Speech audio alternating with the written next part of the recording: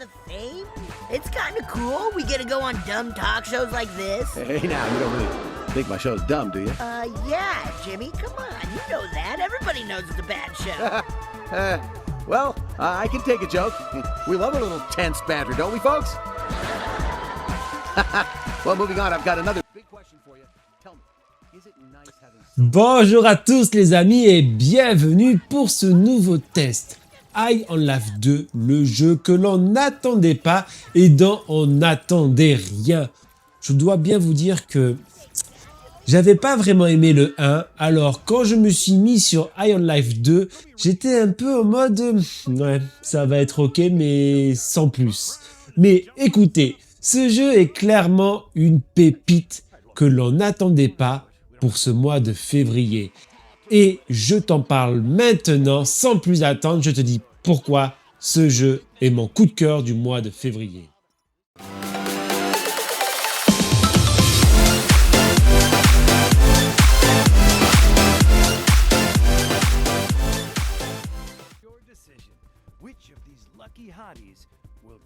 Le jeu est la suite de High on Life 1. À la fin du premier, vous êtes devenu l'humain chasseur de primes que tout le monde aime et vénère. Mais alors que tout se passe bien, vous êtes appelé à tuer une personne que vous connaissez. Et là commencent les ennuis.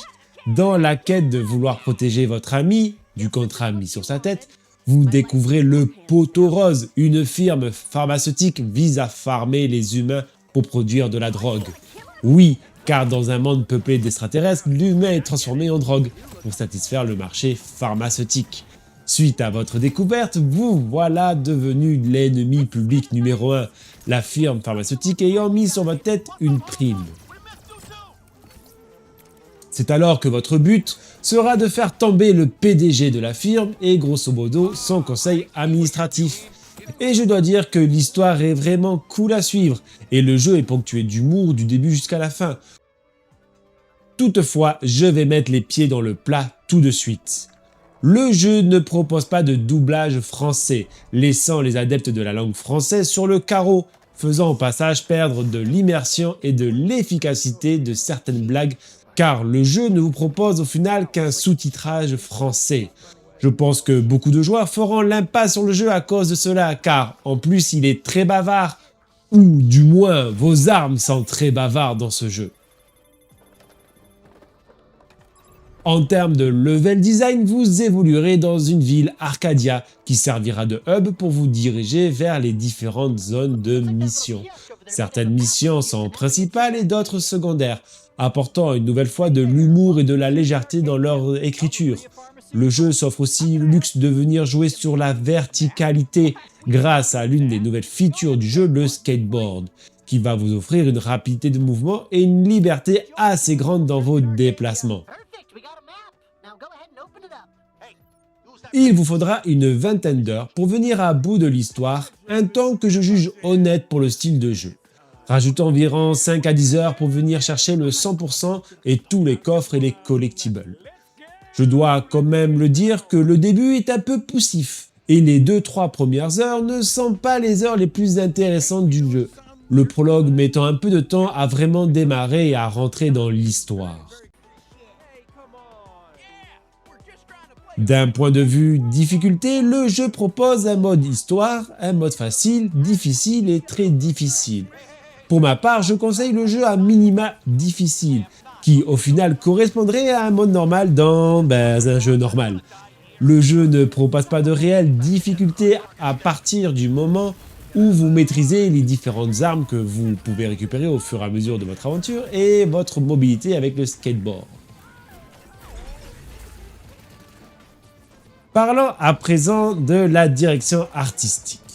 Et je dois dire que si dans les trailers, elle ne me donnait pas plus envie que ça, une fois dedans, celle-ci est incroyable. Jouant sur des couleurs très punchy d'un côté et très ternes de l'autre, le jeu s'offre un équilibre des couleurs très astucieuses.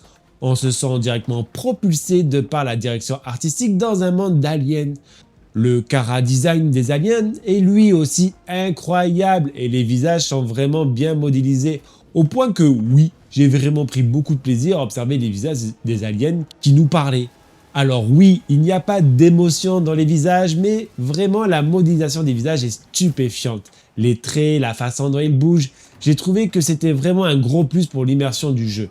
Un plaisir de découvrir un nouvel alien et un nouveau visage au fur et à mesure de l'aventure.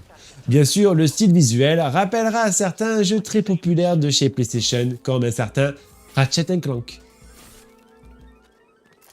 Par contre, arrêtons-nous sur le gros point noir du jeu, la technique. Et mon Dieu, la technique, les amis, c'est quelque chose dans ce jeu.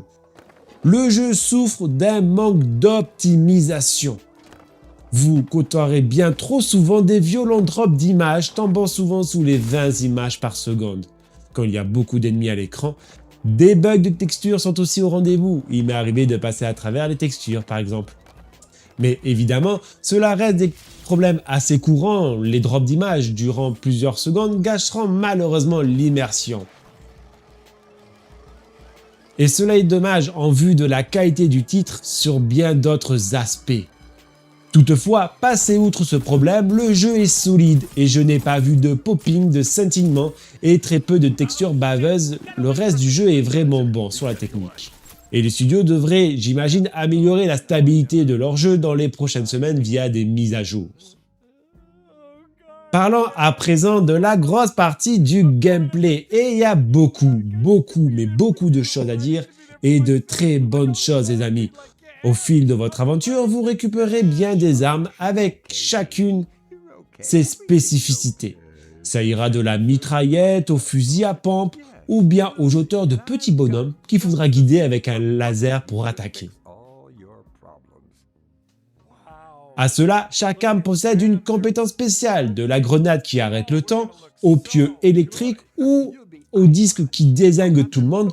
Le jeu vous offre un panel d'armes incroyables tout au long de votre aventure, renouvelant sans cesse la boucle de gameplay du gunfight.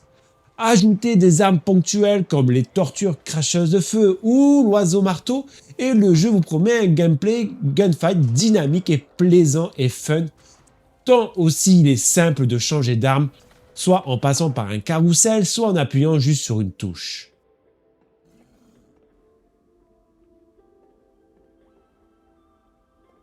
À cela, rajoutez le skateboard, qui vous permet de slider, de rouler sur les murs, d'aller plus vite, et vous voilà bon pour une grande mobilité.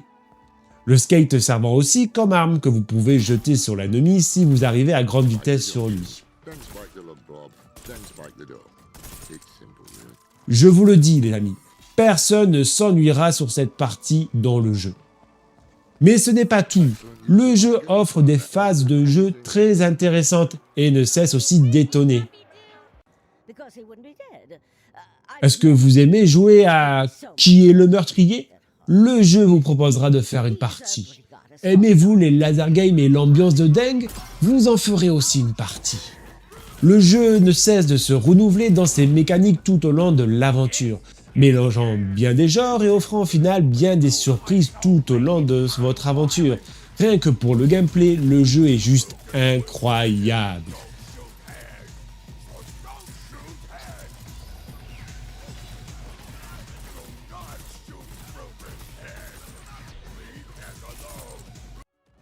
En conclusion, les amis, pour moi, c'est un coup de cœur. Clairement, le jeu coche bien des cases par son histoire drôle et humoristique, une direction artistique solide et une durée de vie convenable. Le jeu vous embarquera jusqu'à sa fin sans problème.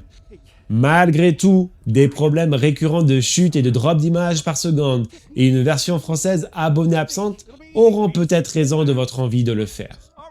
Toutefois, gros coup de cœur pour le gameplay, que ce soit dans ses phases de gunfight ou dans ses phases d'exploration et avancement de l'histoire, ne cesse de se renouveler habilement, ne laissant personne s'ennuyer, tant celui-ci évolue et que ça soit à travers les nouvelles armes ou les nouvelles mécaniques comme le skateboard. Le jeu, rien que pour ça, mérite d'être fait, je vous le dis les amis. Voilà qui conclut mon test sur High on Life 2. Si tu as aimé la vidéo, n'hésite pas à commenter, à liker et à t'abonner pour donner de la force à la chaîne. Dis-moi en commentaire ce que tu penses toi de ce jeu. On se retrouve très bientôt pour une nouvelle vidéo. En attendant, prenez soin de vous et bon jeu. or Danny Graves, the timid bookshop owner. Congratulations, Blingus. You may kiss the bounty hunter. Very hot, very hot. Now let's get you two into that fuck tank.